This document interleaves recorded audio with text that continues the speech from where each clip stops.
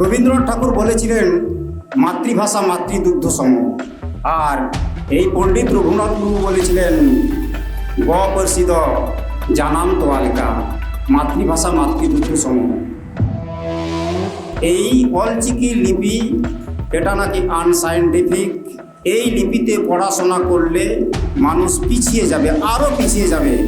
তো আমি একটা কথা আপনাদের স্মরণ করিয়ে দিতে চাই। তাই তো রবীন্দ্রনাথ ঠাকুর বলেছেন, যে জাতির মাতৃভাষা যত সম্পূর্ণ সে জাতি তত উন্নত ও অক্ষয়। মাতৃভাষাই উন্নয়নের একমাত্র হাতিয়ার। মাতৃভাষা আমাদের চিন্তার জননী। মাতৃভাষা চর্চা ছাড়া শিক্ষা সম্পূর্ণ হয় না। যতই শেখো নানা ভাষা, সবার সেরা মাতৃভাষা।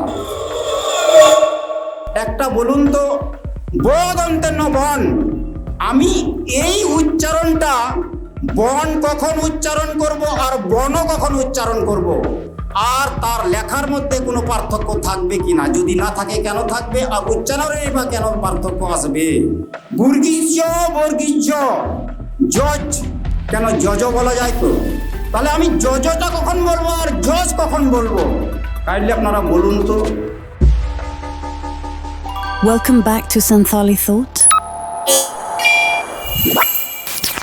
চাম্পা গার্দ লিলি বিচি বাদলি কইডা লিখন গ্রহণ, দায়াগি চাম্পা বাদলি কইডা দায়াগি গাড়বুন বগিয়াদা। কথায় আছে, আমরা নাকি জানি, এই সাঁওতাল জনগোষ্ঠী সেই চাই চাম্পা বাদলি কইডাগাড় সেই জায়গায় এক সময় রাজ হিসেবে ছিল, রাজত্ব ছিল। তারপরে সেখান থেকে নাকি মাধো সিংয়ের অত্যাচারে জাতীয় অস্তিত্ব রক্ষার স্বার্থে বিভিন্ন জায়গায় ছড়িয়ে ছিটিয়ে আজকে ভারতবর্ষ তথা ভারতবর্ষের বাইরে বিভিন্ন জায়গায় এই সাঁওতাল জনগোষ্ঠী বিরাজ করছেন। কেউ কর্মসূত্রে, বিভিন্ন কেউ দিনমজুর, কেউ সরকারি কর্মসূত্রে বিরাজ করছেন। এই বিরাজ করার স্বার্থেই আমাদের ভারতবর্ষ তথা উড়িষ্যা রাজ্যের এক মনীষী, যার কথা না বললেই নয়, পণ্ডিত রঘুনাথ মুর্মু, যাকে নিয়ে আমরা শতবর্ষে অলচিকি লিপির আলোচনা করতে চলেছি। সেই শতবর্ষে অলচিকি লিপি কোন জায়গায় দাঁড়িয়ে, এই লিপির আবিষ্কার কেনই বা হলো, এটা আমরা সচরাচর সবাই বুঝতে পারছি। রবীন্দ্রনাথ ঠাকুর বলেছিলেন মাতৃভাষা মাতৃদুগ্ধ সম, আর এই পণ্ডিত রঘুনাথ মুর্মু বলেছিলেন গ প্রসিদ্ধ জানাম তোয়ালিকা, মাতৃভাষা মাতৃদুগ্ধ সম। কাজেই আমাদের ভাষা বলতে গেলেই আমাদের একটা শব্দের প্রয়োজন হয়, ভাষা লিখতে গেলেই অক্ষরের প্রয়োজন হয়। ভাষা দুটো রূপ, লেখ্য রূপ এবং কথ্য রূপ। কথ্য রূপ আমরা যা সাধু ভাষায়, চলতি ভাষায় কথা বলে থাকি।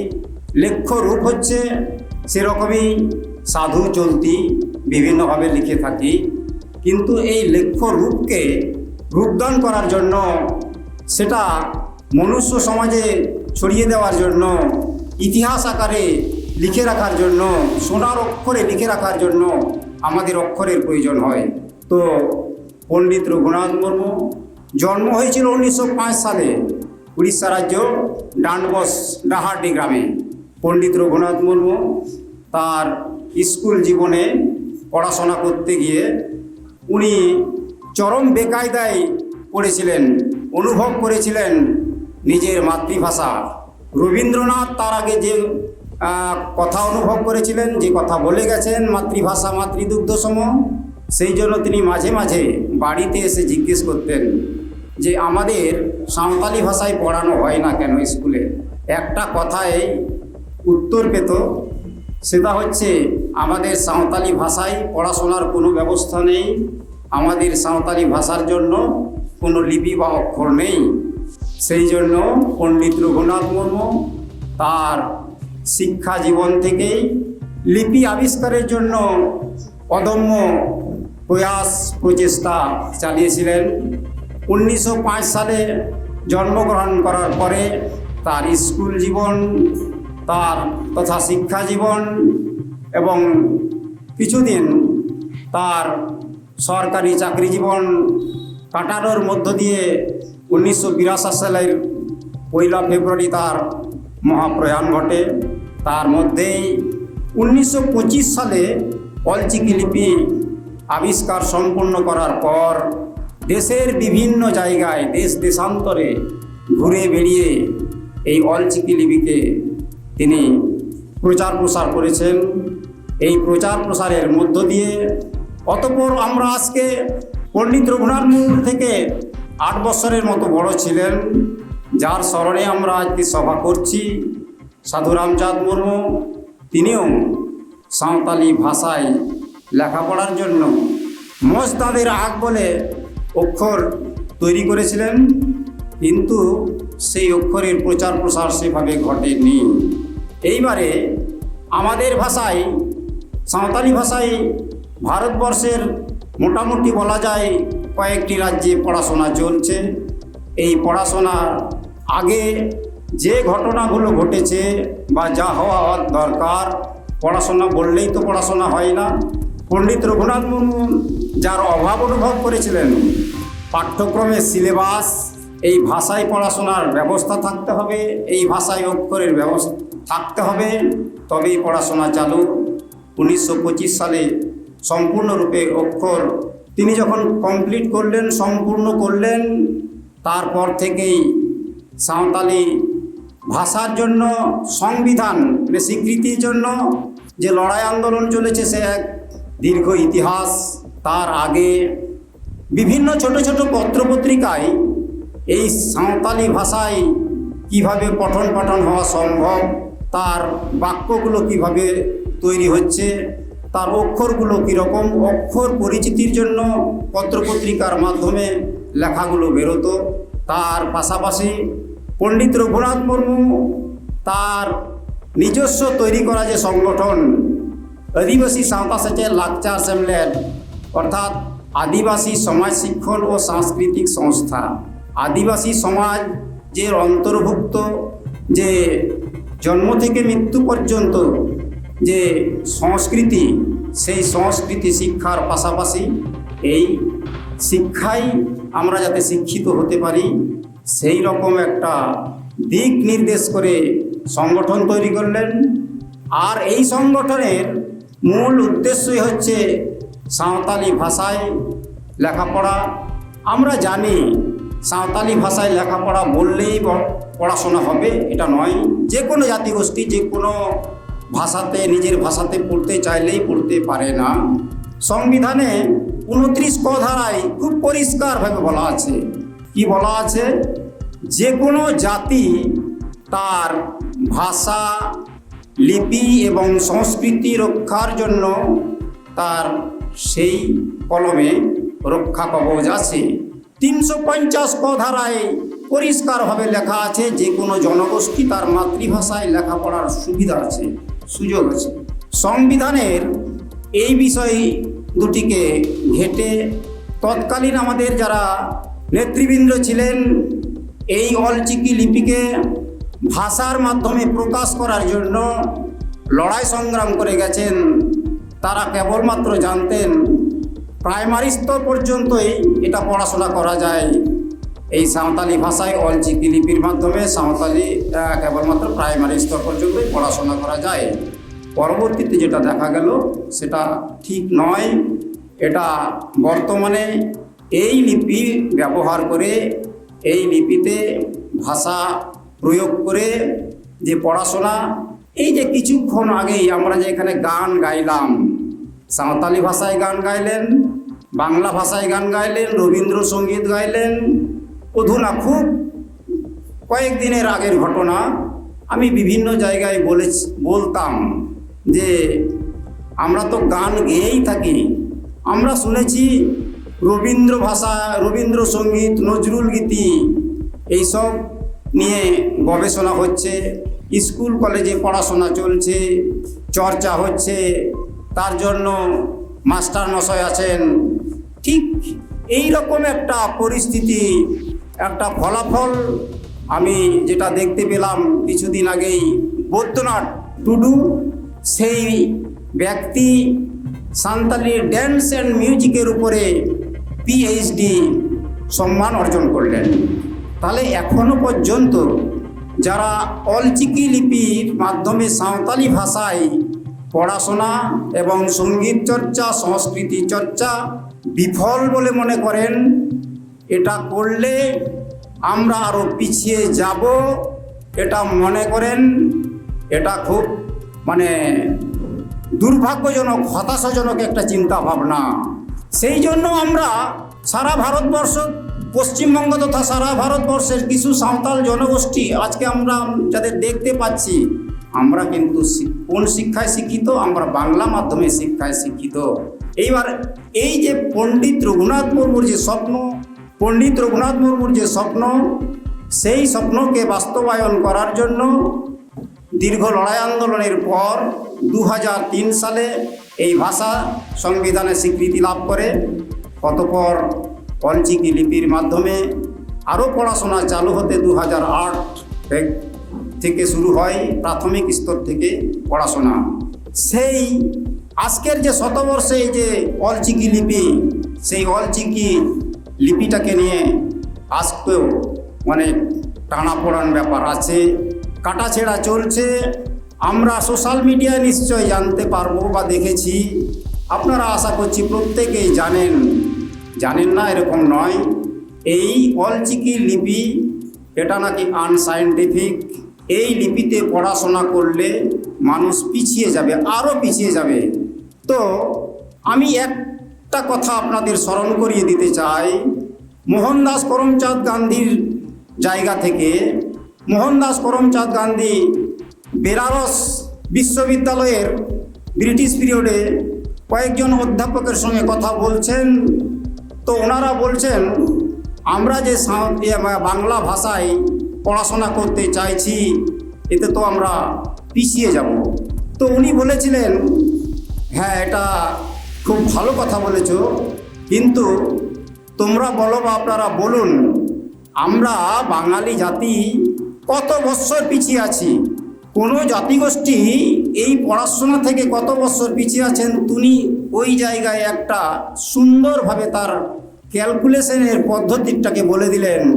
উনি বললেন, আমাদের যে কোনো জাতিগোষ্ঠী তার মাতৃভাষা বাদে অন্য ভাষায় যখন পড়াশোনা করে, যে কোনো জাতিগোষ্ঠী, তাহলে তার হিসাবটা এরকমভাবেই করতে হয়। তা গোটা ভারতবর্ষে এই সাঁওতাল জনগোষ্ঠীকে দিয়ে যদি উদাহরণ দিই, সাঁওতাল জনগোষ্ঠী যত সংখ্যক ছাত্রছাত্রী স্কুল কলেজে পড়াশোনা করছে, সেটাকে 6 দিয়ে গুণ করলে যে সংখ্যা দাঁড়াবে, আমরা তত বছর পিছিয়ে আছি। এটা আমার কথা নয়, মোহনদাস করমচাঁদ গান্ধীর কথা। তাই তো রবীন্দ্রনাথ ঠাকুর বলেছেন, যে জাতির মাতৃভাষা যত সম্পূর্ণ, সে জাতি তত উন্নত ও অক্ষয়। মাতৃভাষাই উন্নয়নের একমাত্র হাতিয়ার। মাতৃভাষা আমাদের চিন্তার জননী।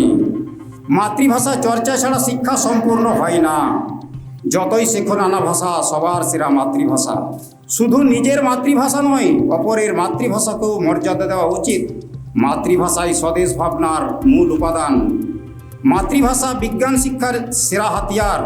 মাতৃভাষায় নিজেকে প্রকাশ করার মূল মাধ্যম। আজকে আমরা যদি রবীন্দ্রনাথকে অস্বীকার করি, তাহলে আত্মবিশ্বাস হারানো আমাদের মহাপাপ হয়ে দাঁড়াবে।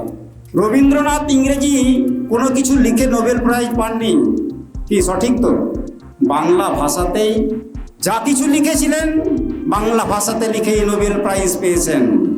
কিন্তু এইখানে সাঁওতালি ভাষায় পড়াশোনার বিষয়টা, প্রতিবন্ধকতার জায়গাটা দাঁড়াচ্ছে ওই জায়গায় অলচিকি লিপি। অলচিকি লিপি এই জন্যই সৃষ্টি হয়েছিল।